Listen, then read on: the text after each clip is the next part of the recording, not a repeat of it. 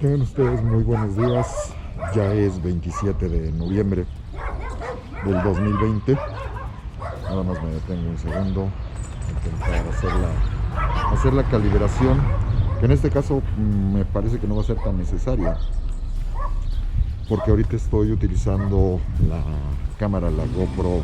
Hero 7 Black, y pues si algo distingue, es característica fundamental de estas cámaras, es que tienen ya una calibración muy alta para el manejo de los colores, y prácticamente no hay que hacerles ningún ajuste en comparación a cuando uno utiliza el equivalente al RAW en las grabaciones, y que pues prácticamente en la postproducción no hay que meterle demasiado a la saturación de los colores o al tinte de los colores. Ahorita estoy haciendo la prueba con esta cámara, que es la que menos utilizo, porque quiero nada más checar que esté funcionando para dársela a Mercedes para ahora que se van a ir a trabajar a Colima, para que lo utilicen para sus marchas exploratorias. Entonces nada más quiero checar que las pilas estén jalando lo que tienen que jalar, que la pantalla se vea. En este caso la diferencia de la pantalla de esta, sí tiene una pantalla frontal, pero nada más que te da los datos. Esta no te pasa las imágenes. Entonces aquí yo puedo ver que la cámara está grabando video, que está pasando ahorita de los 2 minutos ya de la grabación, que tiene 2 horas para que se pueda grabar en la tarjeta de memoria, y que la pila está llena. Esos son los únicos datos que yo puedo ver. Y por supuesto el tener que echarme a cálculo, a ojo de buen cubero, que esté cuadrando bien. Afortunadamente en este caso las GoPro tienen un ángulo muy amplio en el lente frontal, y esto permite que no quede demasiado apretada la cara con respecto a lo que uno está viendo en este caso. Voy a dejar de hablar un segundo porque ahorita están podando aquí y el ruido está demasiado fuerte. Pues ya estamos prácticamente para terminar el mes de noviembre. Empieza ya formalmente todo el proceso de las fiestas decembrinas. Ya incluso aquí a la entrada del fraccionamiento pues ya se han puesto los adornos navideños del grupo de señoras que siempre han insistido en tratar de hacer los ajustes. Afortunadamente ahora a Mercedes ya no le ha tocado coordinar ni manejar absolutamente nada de esto, porque como ya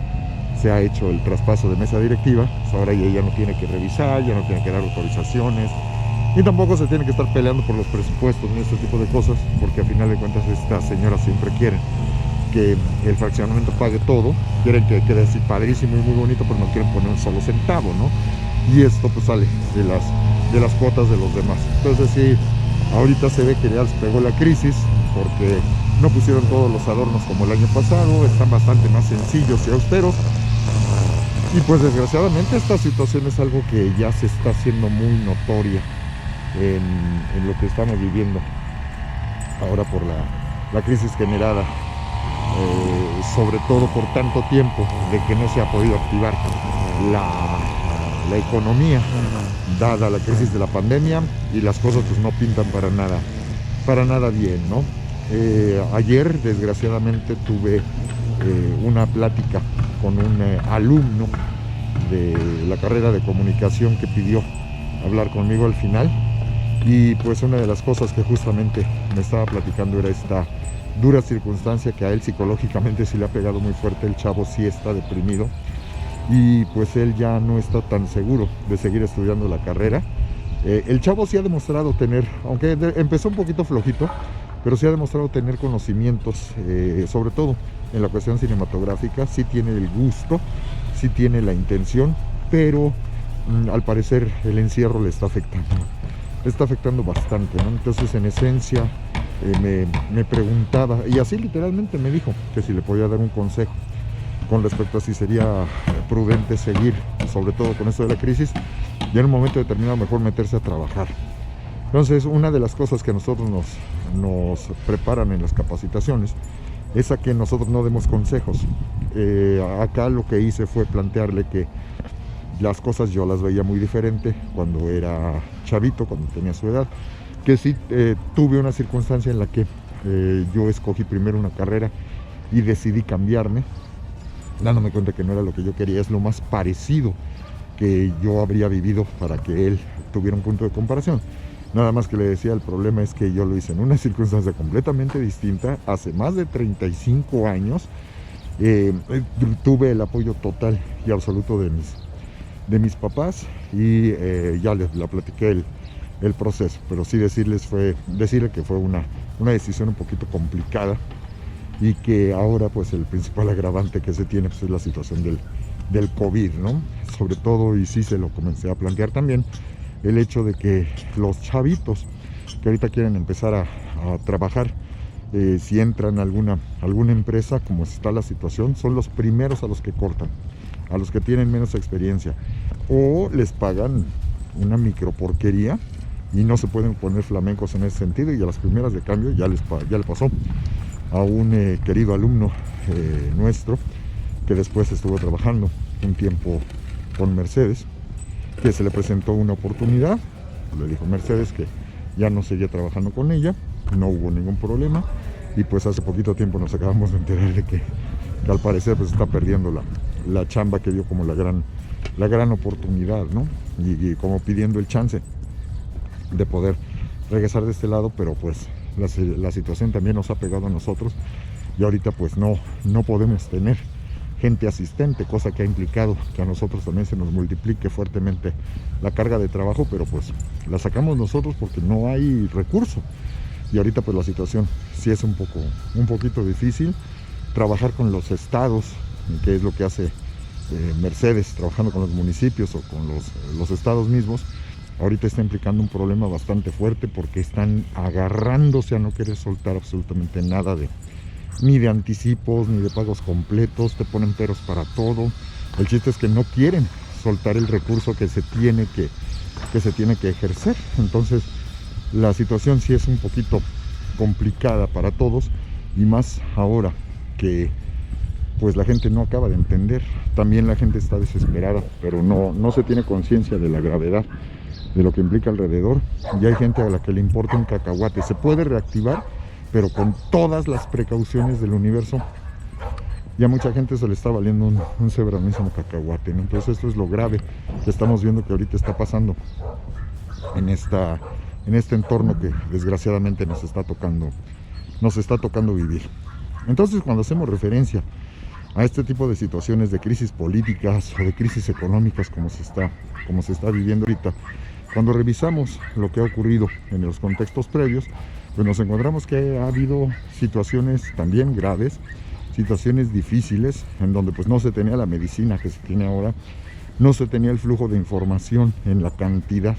que se tiene ahora, y menos los medios como nosotros los conocemos, ¿no? No existía nada de esto referido a los medios masivos cuando estamos hablando del siglo XVI o el siglo XVII, y todavía una buena parte del XVIII y el XIX. Entonces, en ese plano, retomando la reflexión para la gente de historia y cultura de México, del proceso virreinal, un punto que ya habíamos comenzado a plantear es pues la entrada literalmente a lo que nosotros solemos identificar como el periodo barroco, ¿no? Y dentro de esto, culturalmente y socialmente hablando,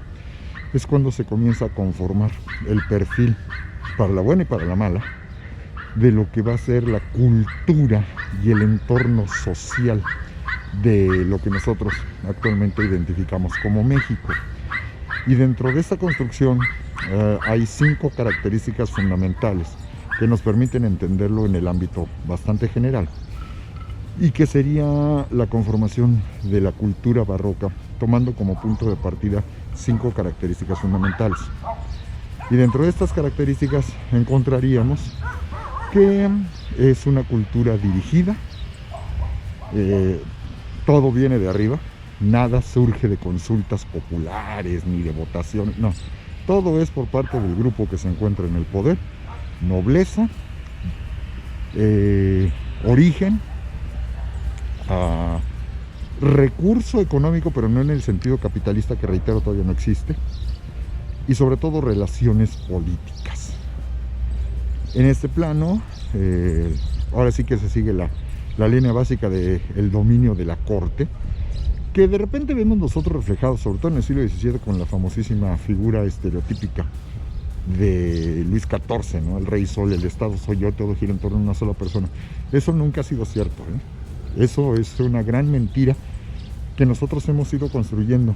y que hemos ido recreando con base en nuestra ignorancia del tema. No depende de un solo individuo, no depende de una sola persona, depende de un grupo de poder cuyas relaciones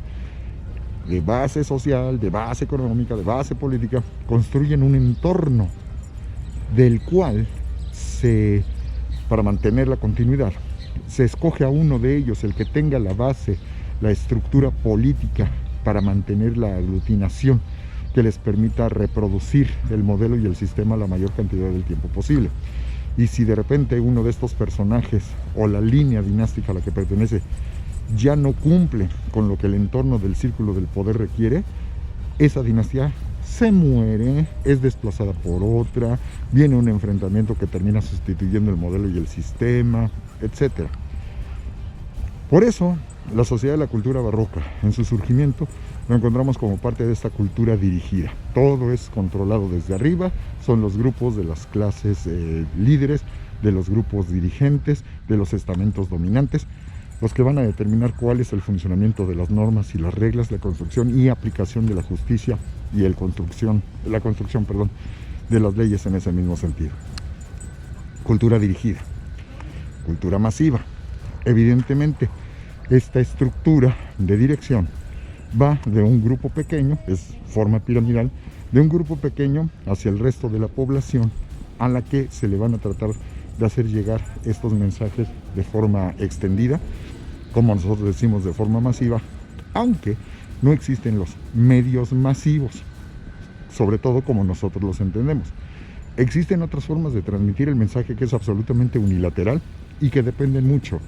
de la oralidad, lo que van a ser los eventos públicos, los eventos en los espacios abiertos, las misas, el teatro. Comenzaron, por ejemplo, con el teatro de evangelización, las ceremonias de las misas, por ejemplo, para los indios en los espacios atriales, y es masivo en el sentido de que llega a una gran cantidad de personas, pero entiendan que esto de gran cantidad de personas a lo mejor nos puede sonar mucho que sean 5,000 o 6,000 personas, ¿no? Y eso ya es masivo, pero extendido, porque tomemos en consideración que el tamaño de los pueblos también es bastante reducido, el tamaño de las ciudades es también bastante reducido, y no podemos compararlo con lo que nosotros vemos o tenemos en época contemporánea. La masividad también es relativa a una población mucho menos densa que lo que tenemos en época contemporánea. Entonces, todos estos mensajes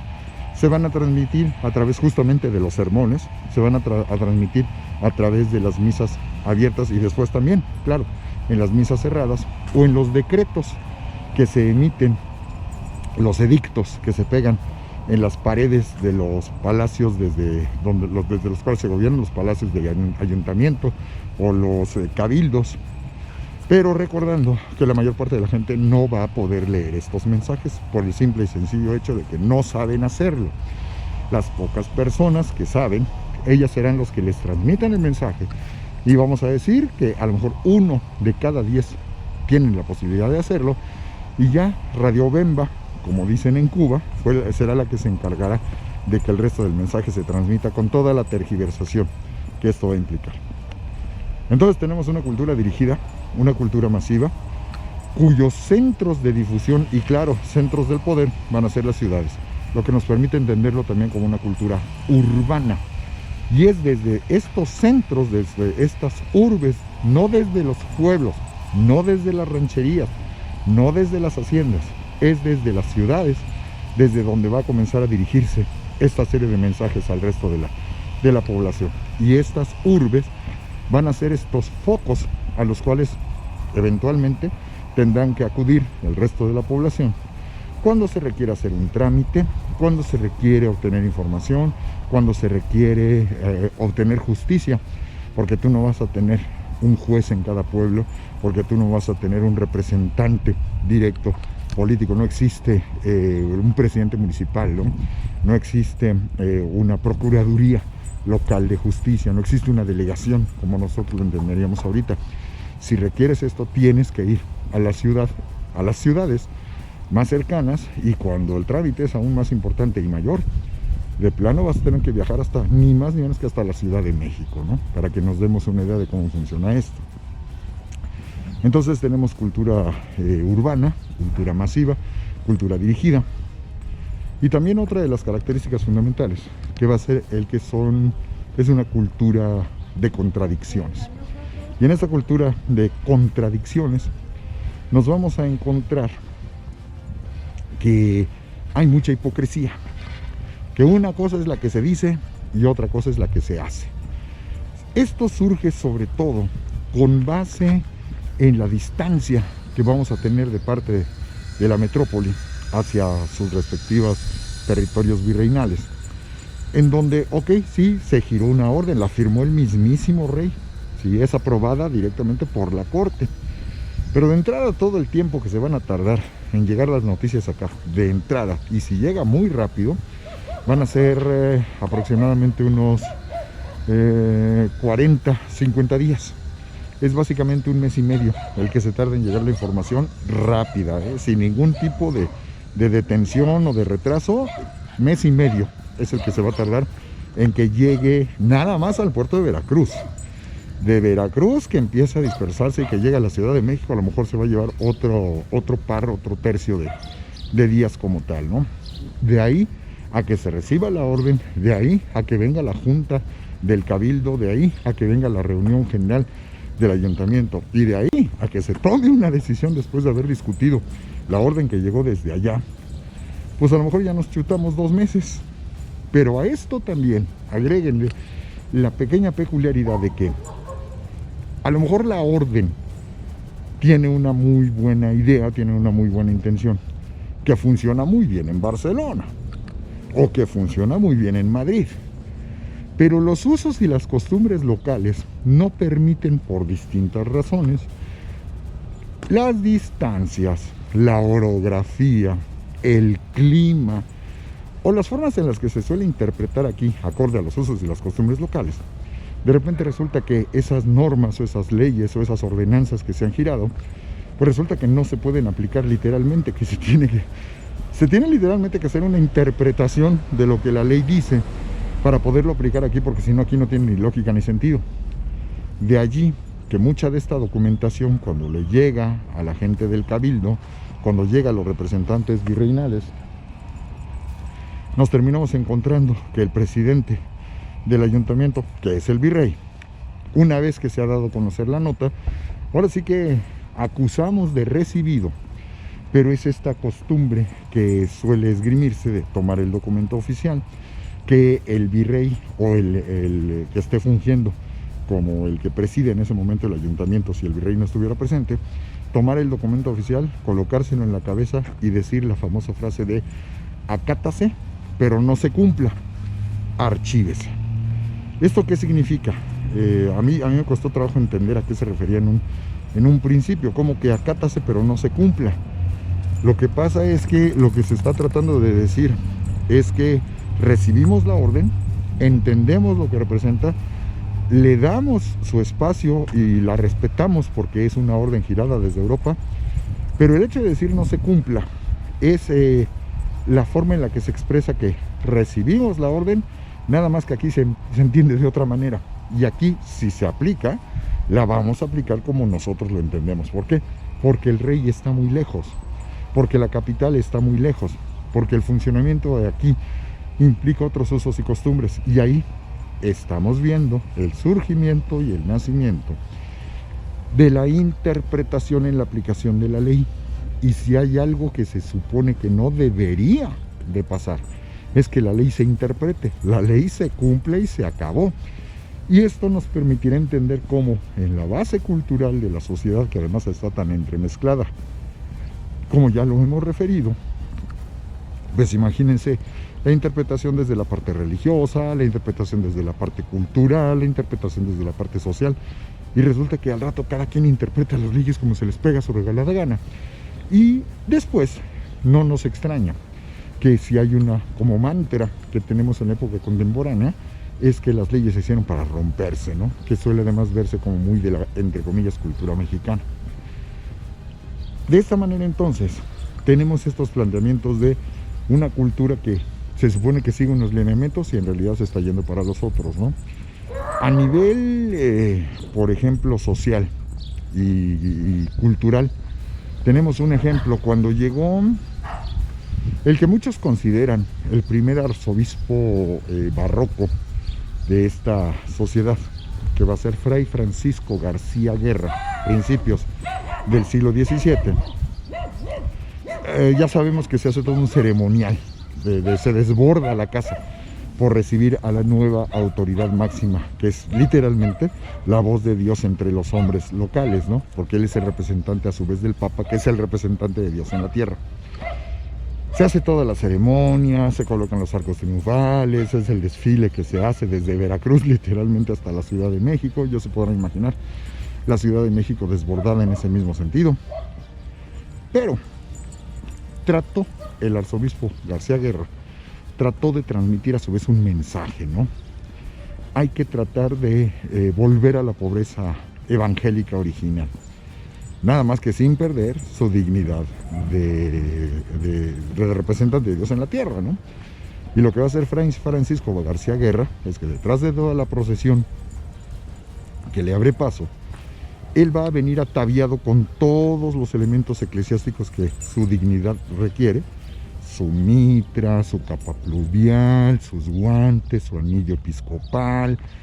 todo el lujo que nosotros conocemos que su jerarquía implicaba, porque así era como se entendía y así era como en aquel entonces debía de ser.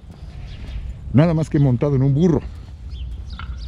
no montado en un corcel, no llegando en un carruaje tirado por 4 caballos blancos, no, él solito, con todos los elementos de la dignidad, pero montado en burro. ¿Por qué?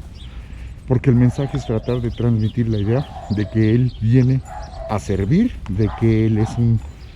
humilde siervo de Dios entre los hombres. Nada más que al mismo tiempo la gente, ¿qué es lo que va a identificar? ¿Qué otro personaje entró históricamente hablando a una ciudad y fue recibido prácticamente como si fuera un soberano y es visto como un rey, ¿sí? El rey de los judíos, que en este caso va a ser Jesucristo? Entonces tú estás viendo que la comparación nos lleva a mostrar lo que él, con toda su sencillez y toda su austeridad, a final de cuentas, él es el más pobre, él es el más humilde, pero viene presumiendo que es el más pobre y es el más humilde. Y moral y éticamente sabemos que tú no puedes aducir humildad haciendo presunción, porque es exactamente lo contrario, es una contradicción. Es lo que nosotros podríamos identificar como la humildad ostentosa, que cuando la analizas con cuidado dices, pero es que eso no puede ser, eso es una contradicción. A eso me refiero justamente. Nos vamos a encontrar que por un lado se predica la pobreza y la humildad y la sencillez y casi la miseria, pero por el otro lado se está echando la casa por la ventana, se siguen haciendo las ceremonias con gran lujo, o la forma en la que viven los grandes dignatarios, ¿no? Pero eso sí, cuando viene la Semana Santa, cuando viene el Año Nuevo, cuando vienen las fiestas de guardar, salen caminando descalzos, azotándose las espaldas, para que Diosito les tenga en consideración que ellos son personas comunes y corrientes, ¿no? Imagínense lo que representa para el pueblo. El pueblo también se va a acostumbrar a este tipo de expresiones. Eso es la humildad ostentosa. Entonces tenemos una cultura urbana masiva, dirigida, de contradicciones, que van a ser las que van a sentar las bases de la forma de pensar y de la forma de expresarse del mexicano a largo plazo, ¿no? Estas características a uno le permiten entender mucho de cómo se estructura esta sociedad en la que nosotros vivimos ya como parte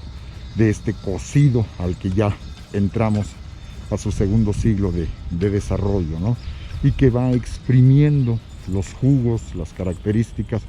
que tiene el entorno social, el entorno ético, el entorno religioso, y que va poco a poco a dándole sabor a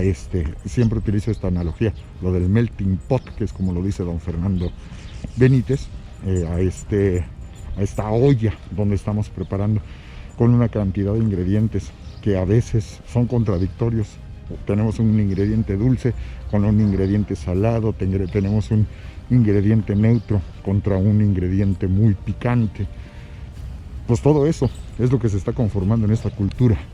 y en esta sociedad barroca, ¿no? Me parece que estoy olvidando uno de los puntos, les mencioné 4: urbana, dirigida, masiva, de contradicciones. Sí, urbana, dirigida, masiva, de contradicciones. Se me está olvidando una, siempre hay una que se me olvida, eso es de cajón. Pero bueno, las 4 principales nosotros ya las tenemos referidas en este sentido. Si la recuerdo, la menciono en un momento más. Con base en ello, entonces, nosotros vamos a ver toda esta dinámica de funcionamiento en donde, como el ejemplo que les puse la vez pasada, ¿no? El conflicto que inició el año de 1524 por un pleito político originalmente de un tipo que estaba utilizando su poder para acumular cargas de alimentos para vendérselas después más caras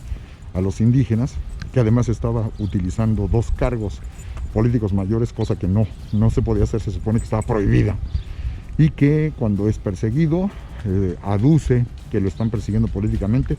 va y se mete al convento de los dominicos aquí en la Ciudad de México, exige protección, no lo pueden tocar, no lo pueden sacar, no lo pueden enjuiciar, no lo pueden hacer nada. No se quiere salir, pues que no salga. Recuerden que le terminan tapiando la puerta para que no se escape las autoridades políticas, pero los que pegan el grito en el cielo son los religiosos, porque la autoridad política se metió sin permiso al convento y está violando el derecho de protección que aquel está solicitando, ¿no? Y esto llevó a este gravísimo enfrentamiento donde, reitero, mutuamente el arzobispo excomulgó al virrey y el virrey ordenó la expulsión del arzobispo de este territorio, y que cuando se terminaron por aclarar las cosas, lo único que ocurrió es que cuando hubo bandos que le entraron a los trancazos, hubo gente que sí enjuiciaron, hubo gente que ejecutaron, hubo gente que castigaron, hubo gente que azotaron, pero tanto el arzobispo como el virrey, lo único que pasó fue que los removieron de su cargo. Y en el caso del individuo Melchor Pérez de Varáez, a Melchor Pérez de Varáez no le pasó absolutamente nada, la impunidad en toda su expresión. Y luego nos preocupa lo que nos pasa en la sociedad y en la época contemporánea, ¿no? Mencioné también lo de la inundación grave de la Ciudad de México el año de 1629 y el desahogo, el poder sacar todo el agua estancada con los niveles del agua que no bajaban. ¿Cómo vas a sacar el agua si estás abajo del nivel de la misma, no? Tardaron 5 años en poder desaguar la ciudad, y esto pues se volvió una preocupación mayor, ¿no? Cómo conducir las aguas o cómo reducir las aguas del lago para que esto no se volviera a presentar en el futuro, y que se va a volver una prioridad de todos los regímenes de gobierno hacia el futuro, pasando por el proceso de independencia, llegando hasta el mismísimo Porfirio Díaz, donde se presumió el gran drenaje, el primer gran drenaje de la Ciudad de México, y que todavía incluso hasta tiempos de Luis Echeverría y López Portillo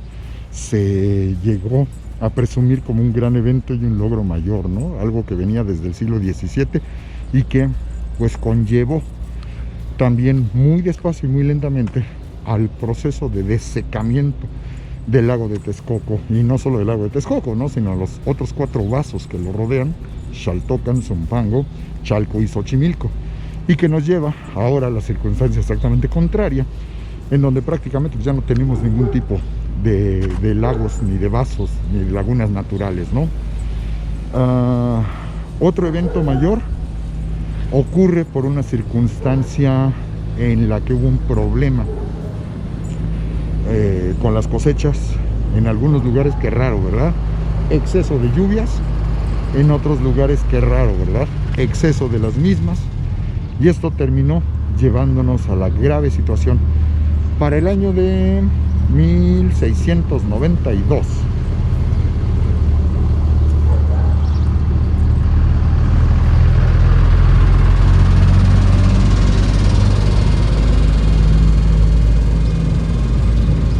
Para el año de 1692, en el que, producto,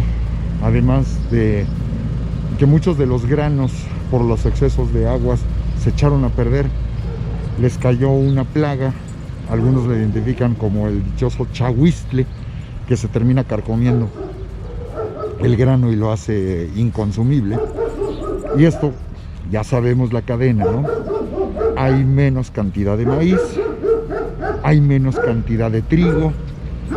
y al haber menos cantidad de trigo, mucha de la gente de la clase alta, del estamento alto, como no tienen trigo, van a empezar a consumir mayores cantidades de maíz. Pero como hay menores cantidades de maíz en total, resulta que los que terminan afectados son los indígenas, porque se están llevando el maíz que a ellos normalmente les tocaba consumir, que de por sí había reducido su cantidad.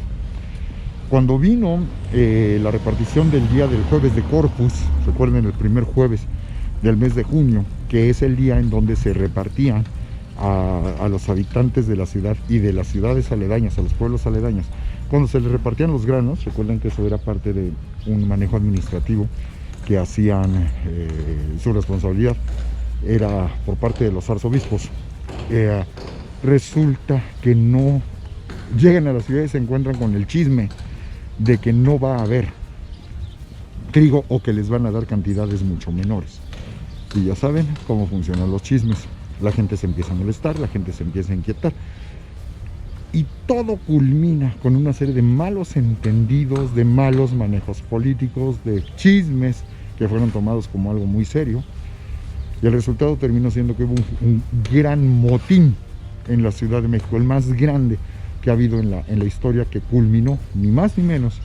que con una serie de enfrentamientos en donde la multitud, ya totalmente fuera de control y absolutamente furiosa,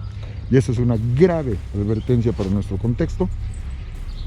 terminaron incendiando el Palacio Virreinal y terminaron destruyendo el Palacio del Ayuntamiento. Incluso la situación fue tan grave que en aquel entonces el virrey, un personaje sumamente impopular, una persona sumamente intolerante, incluso cuando lo vemos en los retratos, de gesto adusto, para nada consciente de lo que representa la problemática que está viviendo la sociedad de aquel contexto. Me parece que es el virrey de Gelbes, espero no equivocarme, el marqués de Gelbes. Él pues vio en riesgo su propia vida, ¿no? Pues, imagínate, tú estás viviendo en el interior del palacio y de repente se mete la multitud enfurecida que está exigiendo que te metan a la cárcel, y los más locos que están pidiendo que se te mate, ¿no? Entonces existe la anécdota, esto si mal no recuerdo, lo platica en su libro de Razas y Clases Sociales de la Nueva España, el autor Jonathan Israel, el doctor Jonathan Israel, y mencionan el caso extraordinario que, ya habiendo entrado la multitud y ante la desesperación de que lo fueran a tomar preso, se cambió sus vestimentas, ahora sí que por vestimentas de un mozo, se quita los lentes, que eran así como muy peculiares, que prácticamente nada más tenía él, y ahora sí que, mezclándose hábilmente entre la multitud, empezó a gritar él mismo: prendan al virrey, muerte al virrey, para que la gente no lo pelara, para que la gente no le pusiera atención, y distraerlos para él poder salir, escaparse del palacio, y terminando por pedir refugio, no recuerdo si a los franciscanos o a los dominicos. Nada más para que nos demos una idea de a qué nivel estuvieron las cosas. Hay referencias, hay por ahí alguna pintura muy famosa que nos muestra cómo están en el proceso de demolición de lo que quedó del Palacio Virreinal. Y esa sería otra de las razones por las que, cuando nosotros vemos el actual Palacio Nacional, o cuando vemos el Palacio del Ayuntamiento, no tiene características propias de los del siglo XVI, porque se reconstruyó a finales del siglo XVII y se culminó a principios del siglo XVIII, ¿no? Entonces ya ahí es en donde, si nosotros quisiéramos ver o atestiguar la casa en la que vivió Hernán Cortés o donde se establecieron los primeros virreyes. De ellas no tenemos ningún testimonio porque fueron justamente destruidas por el motín del año de 1692, y de por sí más del 80% de las construcciones de la ciudad habían sido destruidas o se tuvieron que demoler después del famoso aguacero de San Mateo de 1629, pues entenderemos que la ciudad que nosotros conocemos es prácticamente de los siglos XVIII en adelante, con algunos huecos, algunos testimonios sueltos, ¿no? Por ahí se acaba de recuperar hace no demasiado tiempo. Se acaba de recuperar la que muchos consideran la casa más antigua de la Ciudad de México, por allá cerca del barrio de la Merced, ¿no? Pero ya es prácticamente un pequeño islote de siglo XVI en una sociedad en donde pues ya prácticamente no queda nada de estos testimonios, ¿no? De esta manera, pues bueno, aderezándolo también con la aparición de personajes como Sor Juana Inés de la Cruz, es siglo XVII,